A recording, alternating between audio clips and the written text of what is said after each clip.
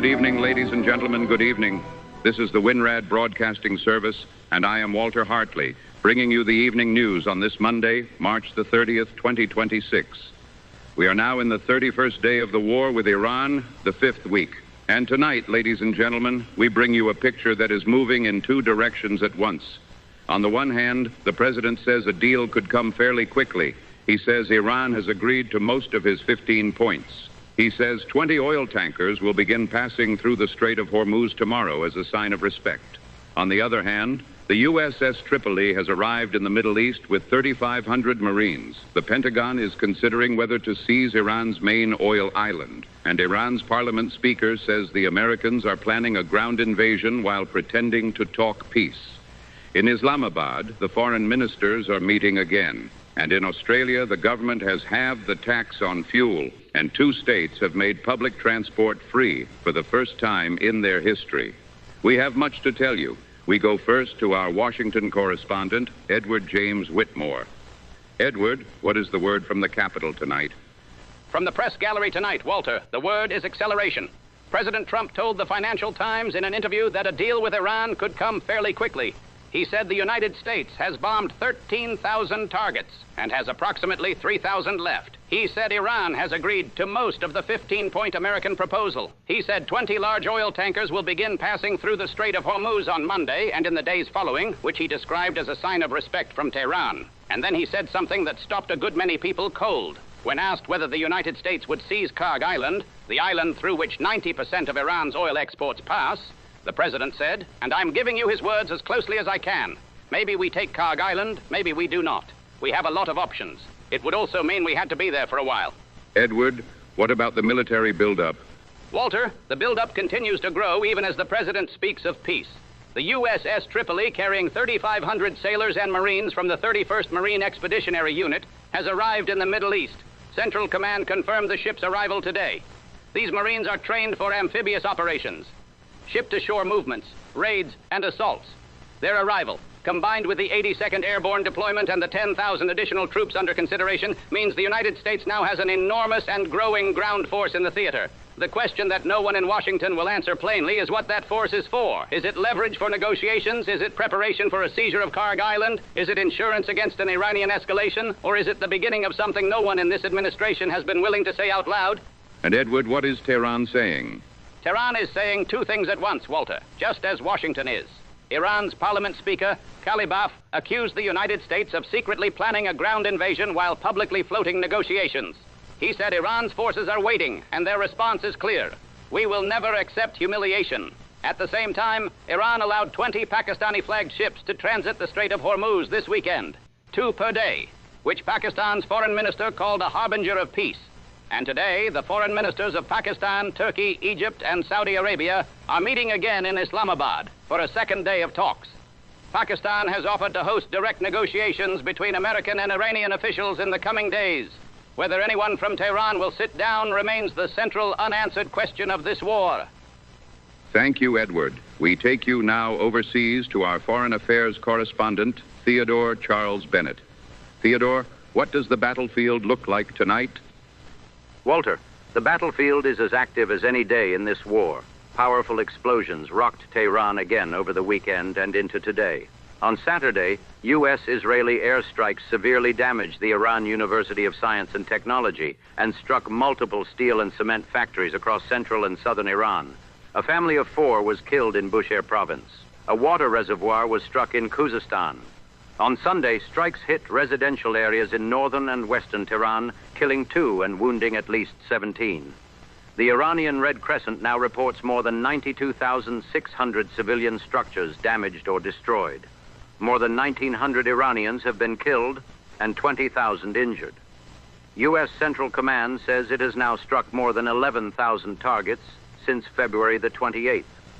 And Walter, I must tell you about a threat that reached its deadline today. The Islamic Revolutionary Guard Corps warned last week that unless the United States government condemned the bombing of Iranian universities by today, March the 30th, at noon Tehran time, the Guard would expand its attacks to American and Israeli university campuses in the Gulf. Those campuses include Texas A&M and Northwestern University in Qatar and New York University in the United Arab Emirates. As of this broadcast, no such condemnation has been issued. Whether the Guard will carry out its threat remains to be seen, but the very fact that university campuses are now being spoken of as military targets tells you how far this war has reached beyond the battlefield. Theodore, what is the wider picture tonight? Walter, the wider picture tonight stretches all the way to Australia. The Australian Prime Minister, Anthony Albanese, announced today that the federal government will halve the fuel excise. That is the tax on petrol and diesel. For 3 months, reducing the cost by more than 26 cents per litre. The government is also introducing emergency legislation to underwrite international fuel purchases and build a strategic reserve. 2 Australian states, Victoria and Tasmania, have gone further. Beginning this week, all public transport in Victoria, trains, trams, and buses, will be free for 1 month. Tasmania has made buses and ferries free until the 1st of July. Australia imports the vast majority of its fuel. The Prime Minister said the country holds 39 days of petrol, 30 days of diesel, and 30 days of jet fuel. He asked Australians not to stockpile, saying people need to take what they need and no more. This is a country 10,000 miles from the fighting, ladies and gentlemen, and it is preparing for the possibility that the fuel runs out.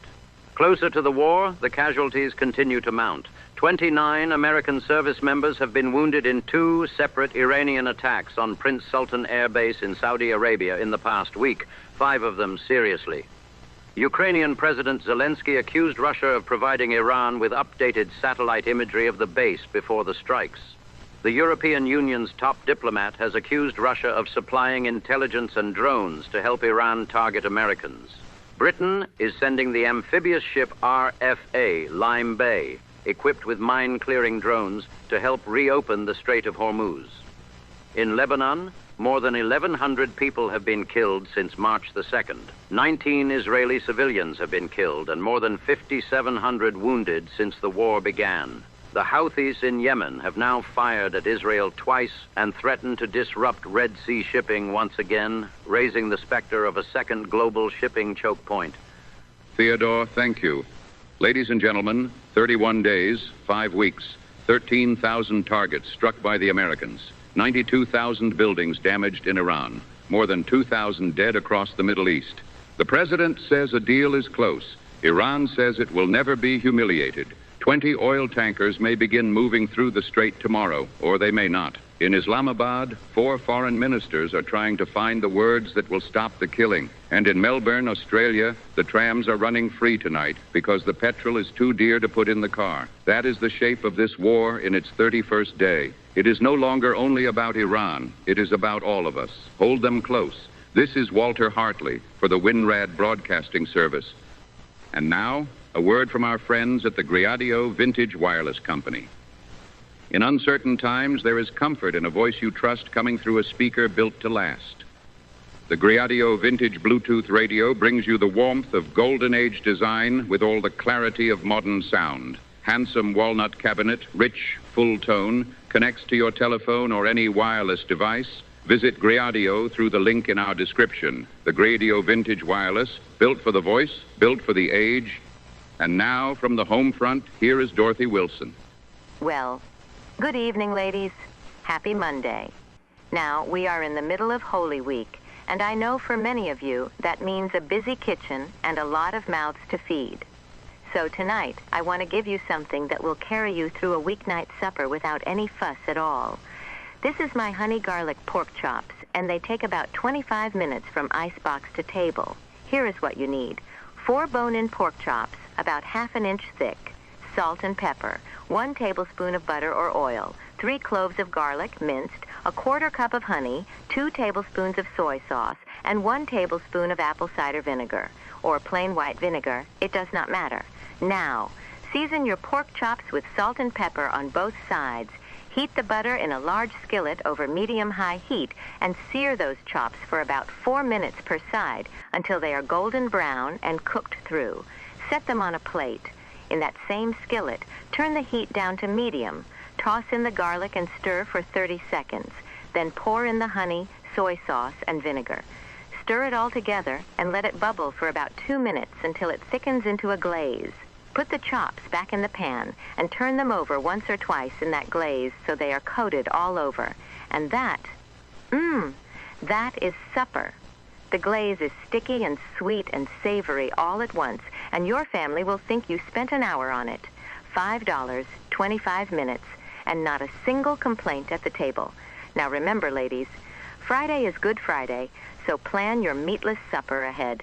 We will have something for you then. Good night, and God bless.